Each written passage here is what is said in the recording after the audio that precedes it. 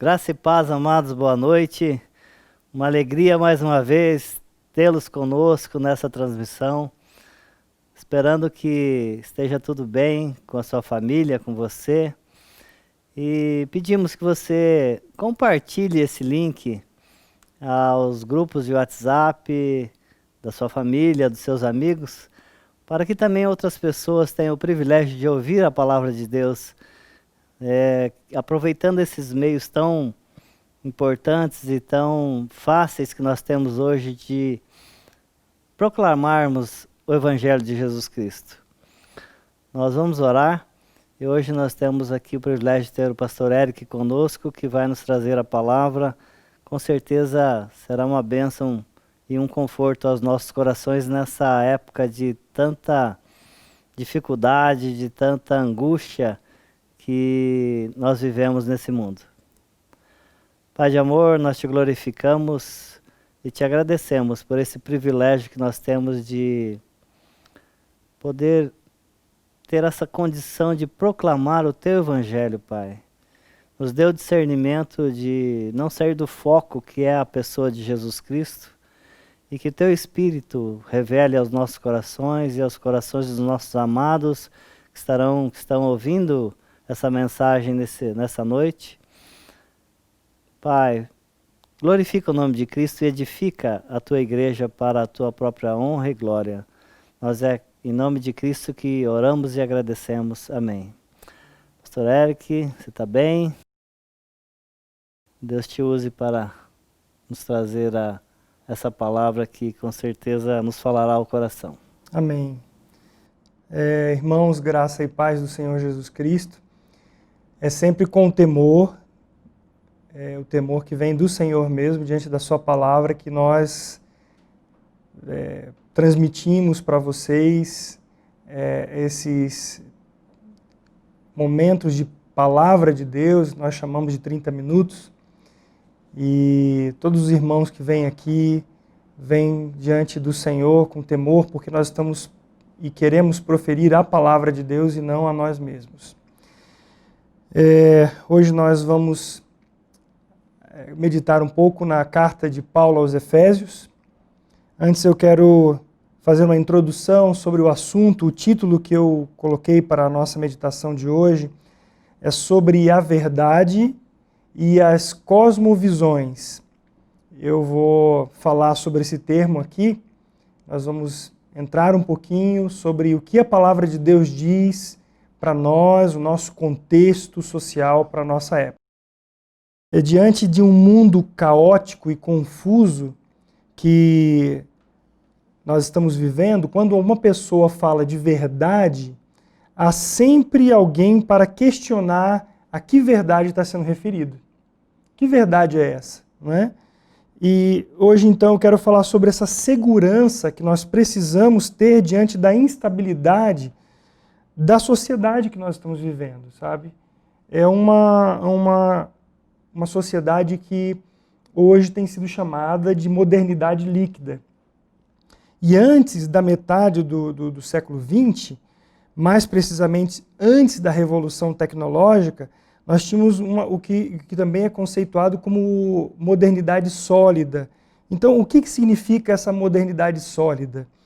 Ela pode ser entendida como um período em que era possível nós planejarmos, nós pensarmos a longo prazo, criar metas, onde os valores morais, éticos eram mais firmes e com maior estabilidade emocional. Também a busca pela verdade era um compromisso sério para os pensadores da modernidade sólida. As relações sociais, familiares eram rígidas e eram duradouras. Existem pontos positivos e negativos ao analisar essa modernidade sólida, mas nós temos algumas coisas importantes em termos de segurança. Então, as relações sociais e familiares elas eram mais duradouras e se exercia um cuidado com a tradição. Os aspectos positivos também incluem a confiança nas instituições, nas relações humanas mais estáveis, mais sólidas. E uma coisa importante nós avaliarmos era que a noção de o que é certo e errado era mais claro na sociedade com essa chamada de modernidade sólida. Porém, o contrário disso é o que nós temos hoje, que é a modernidade líquida. Então, o que significa essa modernidade líquida? Esse termo ele foi cunhado pelo sociólogo polonês Zygmunt Bauman. Ele faleceu aos 91 anos de idade em 2017, recentemente. E o conceito dele diz respeito a uma nova época, começando no princípio do século XX e particularmente mais evidente na década de 60, em que as relações sociais, econômicas, de produção, elas passaram a ser frágeis, maleáveis, e as identidades fluídas, assim como os líquidos.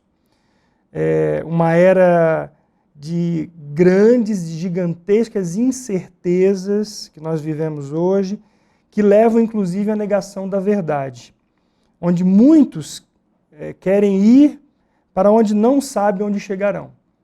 E aí nós temos alguns termos, né, que continuamente ouvimos na mídia, quando se discute filosoficamente esse aspecto, é de um amor líquido, relacionamentos superficiais, busca incessante por prazer e aparências, consumo, status, tudo isso envolve, meu irmão Hildo, essa sociedade líquida que nós estamos vivendo. Mas nós vamos para a palavra de Deus, porque nela nós temos segurança. Então eu quero pedir que o Hildo leia para nós Efésios capítulo 4, do 17 ao 24. Isto, portanto, digo no Senhor, testifico que não mais andeis como também andam os gentios, na vaidade dos seus próprios pensamentos, obscurecidos de entendimento, alheios à vida de Deus por causa da ignorância em que vivem, pela dureza do seu coração, os quais, tendo se tornado insensíveis, se entregaram à dissolução para, com avidez, cometerem toda a sorte de impureza. Mas não foi assim que aprendestes a Cristo, se é que de fato o tendes ouvido e nele fostes instruídos, segundo a verdade em Jesus, no sentido de que, quanto ao trato passado, vos despojeis do velho homem, que se corrompem segundo as concupiscências do engano, e vos renoveis no espírito do vosso entendimento, e vos revistais do novo homem, criado segundo Deus, em justiça e retidão procedentes da verdade. Olha que interessante, né? Logo no texto nós vemos duas posições contrárias. O apóstolo Paulo, para a igreja de Éfeso, ele está se dirigindo a uma comunidade cristã que vive numa sociedade muito relativista, muito envolvida com filosofias, com pensamentos de várias regiões do mundo daquela época, uma cidade idólatra, e Paulo está falando para esses irmãos. Então, nós vamos agora analisar cada versículo e vermos esse contraste que ele mostra para nós. No versículo 17, o apóstolo Paulo se refere aos gentios. Quem são esses gentios? Esses gentios são incrédulos, pessoas fora da comunidade de Israel daquele tempo. Como nós podemos pensar hoje? Quem são os gentios, usando esse termo? São as pessoas que não creem no Senhor Jesus. Eles não estão em Cristo e estão fora da comunidade dos santos, dos filhos de Deus, dos regenerados. Então, é esse perfil que o apóstolo Paulo está dizendo. Agora, no versículo 17 a 19, o apóstolo Paulo está dizendo que eles se entregaram a algumas coisas. Eles se entregaram à vaidade dos próprios pensamentos, que significa perversidade, depravação. Eles são obscurecidos de entendimento, ou seja, esse termo quer dizer que eles não têm discernimento espiritual, como diz também o texto de 2 Coríntios 4:4. Também, nesses versículos, Paulo enfatiza que essas pessoas estão alheias à vida de Deus por causa da ignorância. Isso significa, como também Efésios 2:12 diz, pessoas sem esperança, Guarde bem essa palavra. Sem esperança e sem Deus no mundo. O coração é duro, o versículo também está dizendo, e esse coração duro literalmente é uma percepção obtusa que expressa estupidez, rude ou estúpido, que não se compromete, não compreende com facilidade, sem nitidez, confuso. Isso quer dizer dureza de coração. O apóstolo Paulo também diz que essas pessoas se tornaram insensíveis e se entregaram à dissolução. Isso quer dizer, essa expressão que se entregaram à dissolução, é que tem uma mente cauterizada, como diz 1 Timóteo 4, 21. E eles correm com uma velocidade, com um ímpeto, com avidez a cometerem toda a sorte de impureza, e especificamente aqui a impureza sexual. Então essa primeira parte desses versículos está expondo, parece-me que bem o que nós vivemos hoje também. Parece que essa sociedade líquida já existia lá também, né? E a palavra de Deus, a gente vê que ela é atemporal, né? É verdade. Ela foi escrita lá há tanto tempo, né? Mas que é aplicável aos nossos dias de uma forma tão tremenda, né? É verdade. Então essa característica é da natureza humana, né? Ela está mais evidente agora na nossa época, já esteve em outras épocas, mas nós vemos que o apodrecimento, e a Bíblia diz que nós somos sal e luz, o sal conserva a luz da claridade, e eu creio que esse sal e luz também fala de um aspecto de conservação e de claridade para se enxergar as coisas. O cristão no mundo, na sociedade que nós vivemos, é muito importante. Eu disse recentemente para um grupo de jovens que o cristão deveria ser aquela pessoa de ponta nas áreas de tecnologia, de filosofia, de ciência, do conhecimento, porque nós sabemos que os filhos de Deus têm a mente de Cristo. O que nós percebemos é que, pela palavra de Deus, é que o cristão verdadeiro, ele tem realmente uma percepção um pouco maior das coisas que estão acontecendo. Pode ficar, sem dúvida, um pouco alheio quando deixa a palavra de Deus e deixa o termo que o apóstolo Paulo diz aqui. O versículo 21, então, diz assim, tudo isso, ele está dizendo, no versículo 20, melhor, ele diz assim, não foi assim que vocês aprenderam. Não foi essa maneira de viver que vocês aprenderam como seguidores de Cristo, como pessoas que são chamadas de cristãs. E aí o versículo 21, ele coloca uma condicional. Se é que tendes ouvido e nele fostes instruído, fostes ensinado, vocês pararam para meditar, segundo, e esse tema é importante para nós, a verdade em Jesus. E a verdade aqui é a verdade em qualquer assunto, o termo aqui é aletheia no grego, que é qualquer assunto em consideração com respeito a Deus e a execução dos seus propósitos através de Cristo. Aí agora nós vamos para a segunda parte. O apóstolo Paulo diz no versículo 22 assim, quanto ao trato passado, ou seja, quanto ao modo de viver, conduta, postura, a cosmovisão, que eu já vou falar da definição desse termo, nós precisamos nos despojar. Despojar é colocar de lado, tirar de caminho, remover. Então, quanto ao trato passado, despojeis do velho homem, que é esse ser corrupto e corruptor, que se corrompe segundo as concupiscências, vícios, desejos incontroláveis, depravação geral, anseio pelo que é proibido, luxúria, tudo isso está envolvido nesse termo, que é a epitomia. Engano, é um engano. O versículo 23, então, ele diz assim, o apóstolo Paulo dizendo para nós, e renoveis no espírito do vosso entendimento. Queridos, aqui a palavra é nous, é mente, é faculdade de perceber, de entender bem, de sentir, de julgar, de entender a verdade espiritual. Nós não podemos destacar a verdade da pessoa do Senhor Jesus Cristo, da palavra de Deus, o Verbo encarnado. Então, no versículo 24, o apóstolo Paulo repete uma palavra-chave para nós.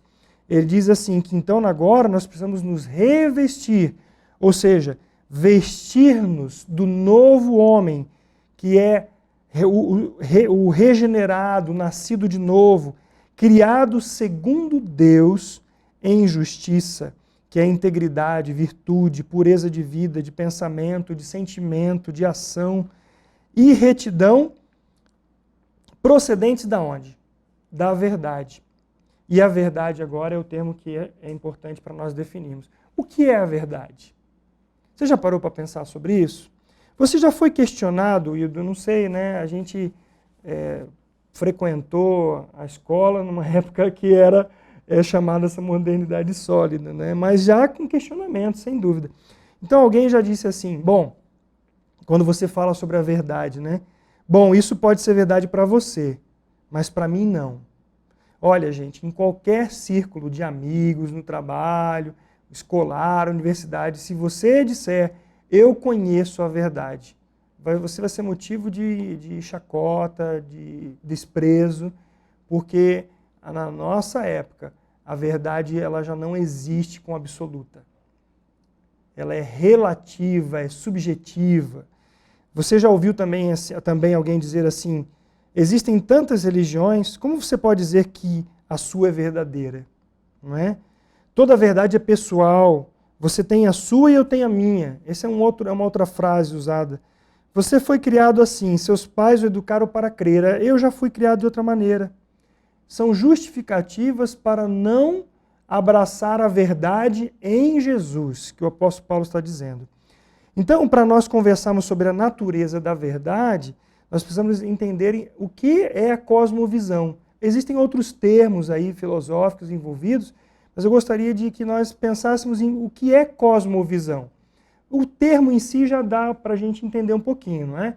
É uma visão do mundo que é basicamente como nós enxergamos a nossa realidade hoje, o mundo, as pessoas, a sociedade.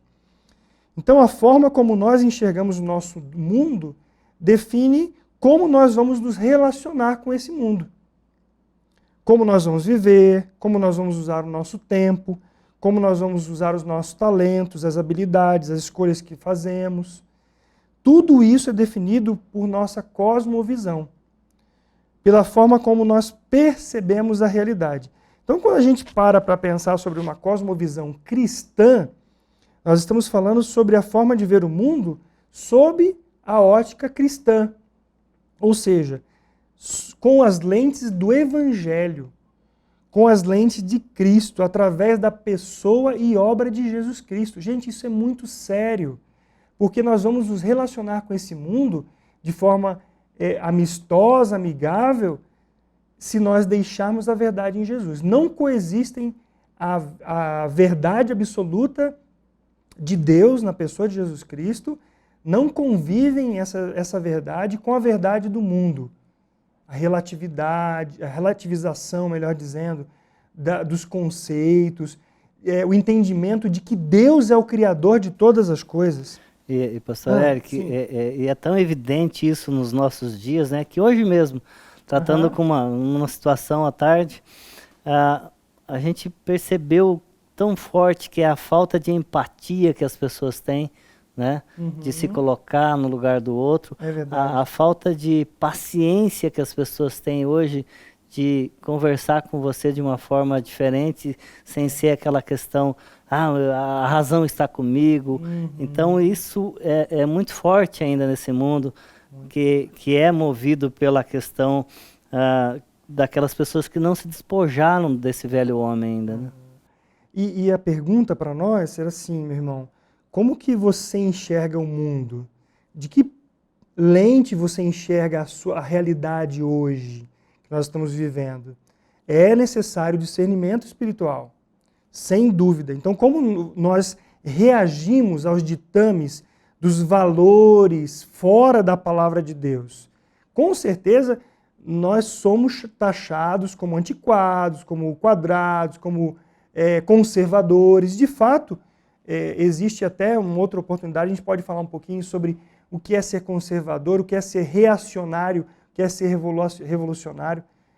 Num termo bíblico, nós podemos fazer assim uma associação que o cristão, ele vê as coisas e ele vai analisar conforme a palavra. Ele nem vai ser aquele apaixonado pelas coisas antigas, vamos dizer assim, e querendo voltar a alguns valores, alguns conceitos antigos, e nem revolucionário, ou seja, aquele que larga a mão de tudo que tem, por exemplo, a história da igreja, né? Tudo que foi construído da era cristã, da obra soberana de Deus na igreja, através dos séculos.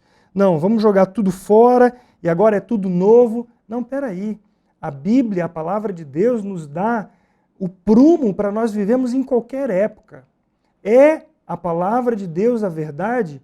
Você tem isso confirmado no seu coração? Né? E nós temos que ter muito cuidado, principalmente com as mídias, né? É muito fácil dúvida. hoje, e também na política, né, as pessoas se posicionarem de uma forma racional ou de uma forma revolucionária, mas às vezes nem sabem muito bem, nem conhecem muito bem aquelas pessoas que estão defendendo ou acusando, né? Exato. Então, está dentro muito desse relativismo, desse nível muito raso que nós estamos hoje, né? É verdade.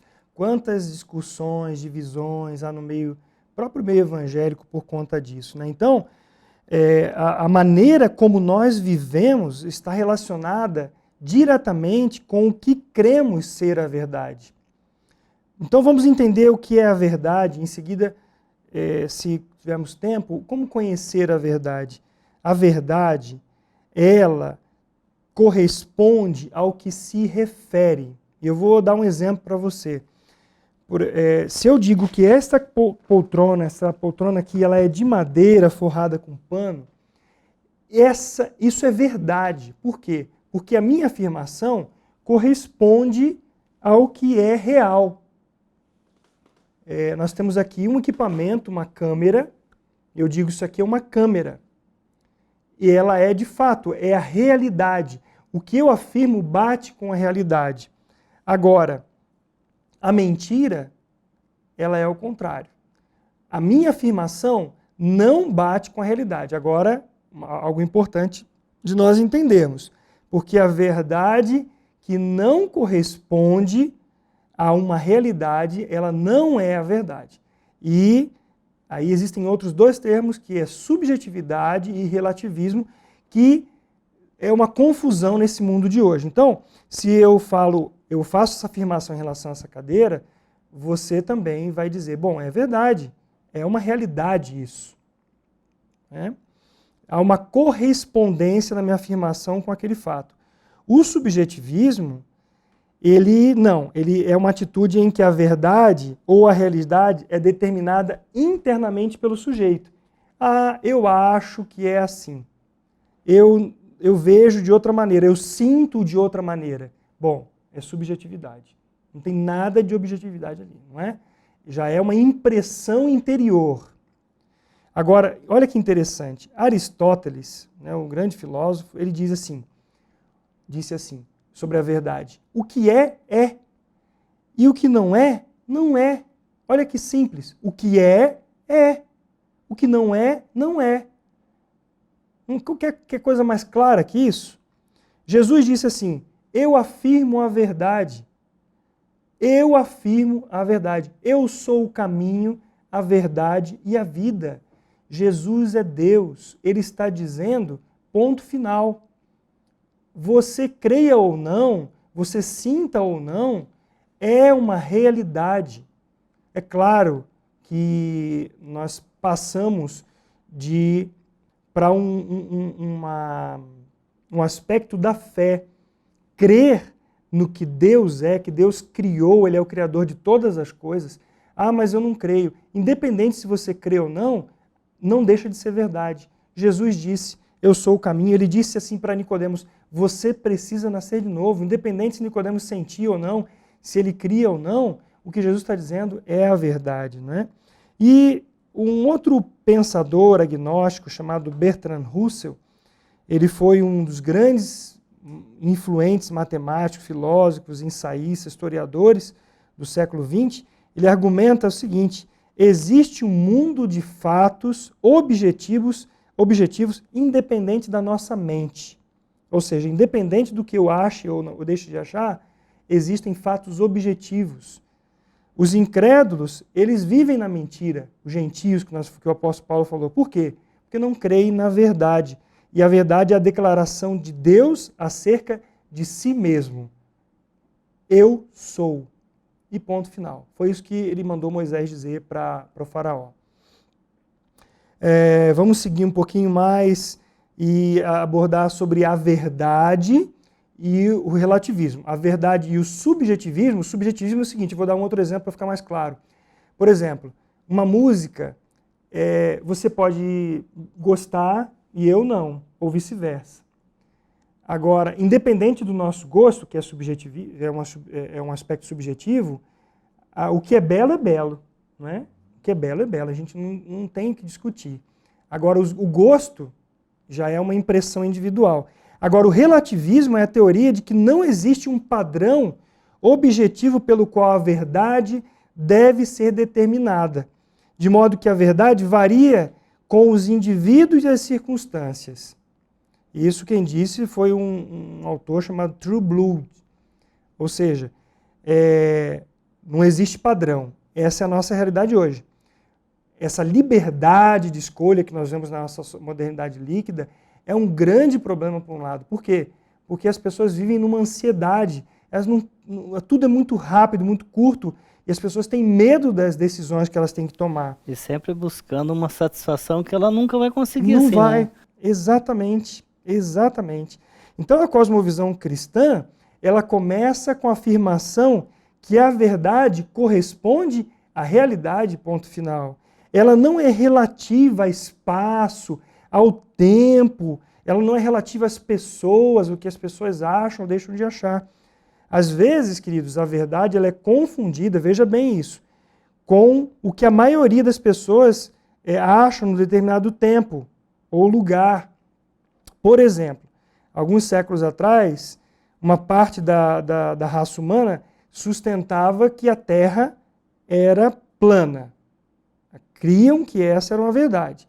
Essa opinião, hoje está clara que ela é falsa. E ela é totalmente rechaçada, né? Quase totalmente, ainda alguns acreditam. Então, não se deve interpretar isso como uma mudança da verdade objetiva. Tá? O que antigamente foi verdade, agora deixou de ser. O que mudou não foi a verdade de fato, mas a predominância de uma opinião que deixou de ser aceita. Mas a verdade ela não muda. Né? O mundo ele varia com as circunstâncias, com o tempo, com o lugar, as opiniões adotadas, mas quando o Senhor Jesus, que é a verdade, diz assim, eu sou o caminho, a verdade e a vida, independente de nós crermos, ele continua a ser. Quem crê é salvo. Quem não crê já está condenado. Essa é a verdade. Né? Agora, quer ver? Eu quero dar um exemplo para a gente já caminhar para a nossa conclusão aqui. Um teólogo chamado R.C. Sproul, ele relata que ele, num encontro num trem com uma jovem que havia passado tempo em um acampamento da nova era.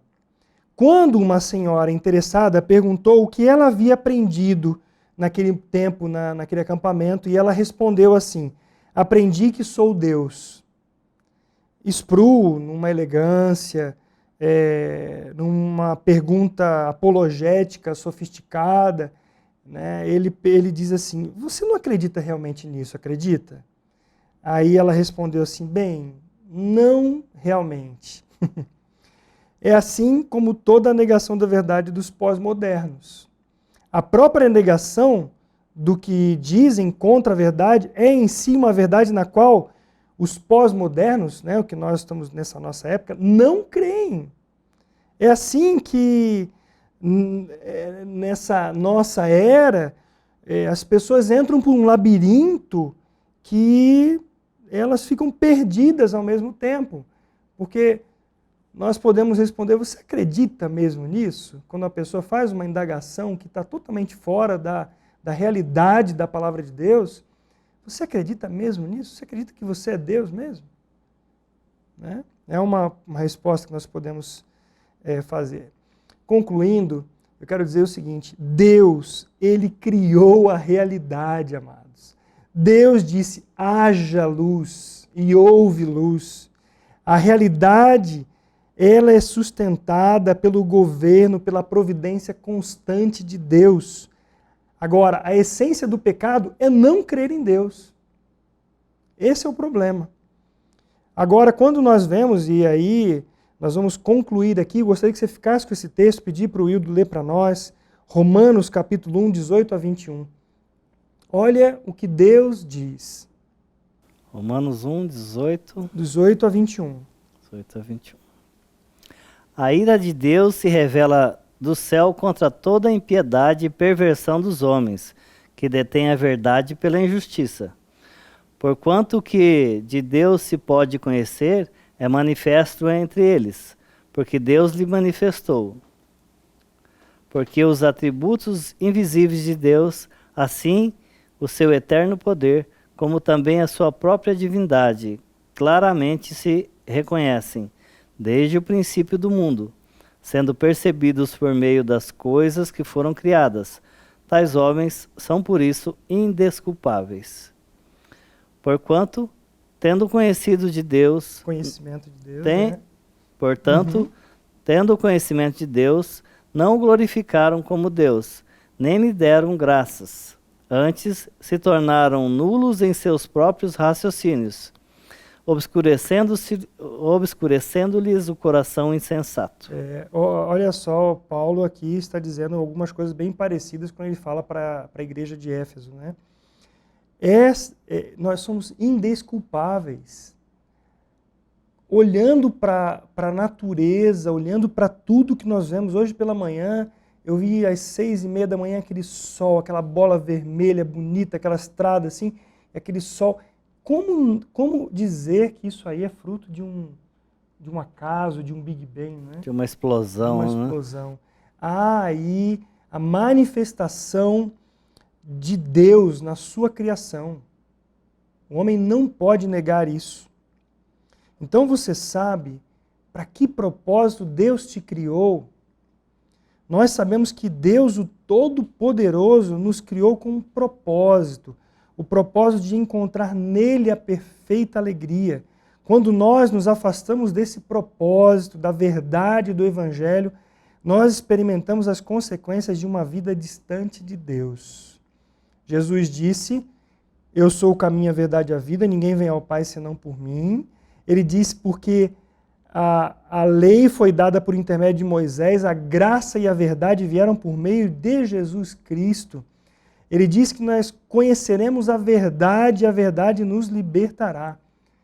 Então, para concluir, eu quero perguntar para você, onde está a verdade? Onde está a verdade?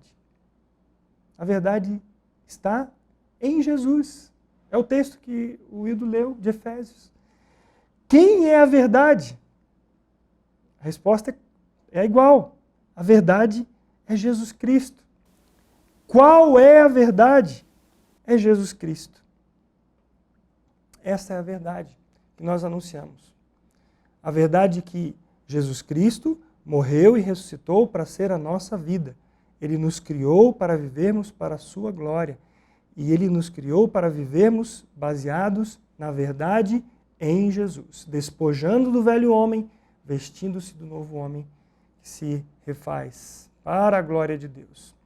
Eu espero que você, meu amado, minha amada, medite sobre esse texto da palavra e peça ao Espírito Santo que te conduza na verdade, porque as lutas são grandes. As mentiras, os fake news estão aí, querendo nos desviar da palavra de Deus. Amém. Graças a Deus por essa palavra, por essa exortação. E eu gostaria de pedir permissão para você, pastor Eric, de ler, continuar lendo aqui Efésios 4, Sim. a partir do versículo 30, diz o seguinte: E não entristeçais o Espírito de Deus, no qual fostes selados para o dia da redenção. Longe de vós toda amargura e cólera e ira e gritaria e blasfêmias, e bem assim toda malícia. Antes, sede uns para com os outros benignos, compassivos, perdoando-vos uns aos outros, como também Deus em Cristo Jesus vos perdoou. Aleluia. Essa palavra vem trazer conforto aos nossos corações e nos dá a certeza que, porque Ele fez, nós podemos fazer pelo Espírito Santo revelado aos corações de cada um de nós. Que Ele possa nos conduzir nessa vida de sal e luz da terra, para que o nome de Jesus Cristo seja glorificado. Amém. Um grande abraço, irmão. Uma boa noite. Boa noite.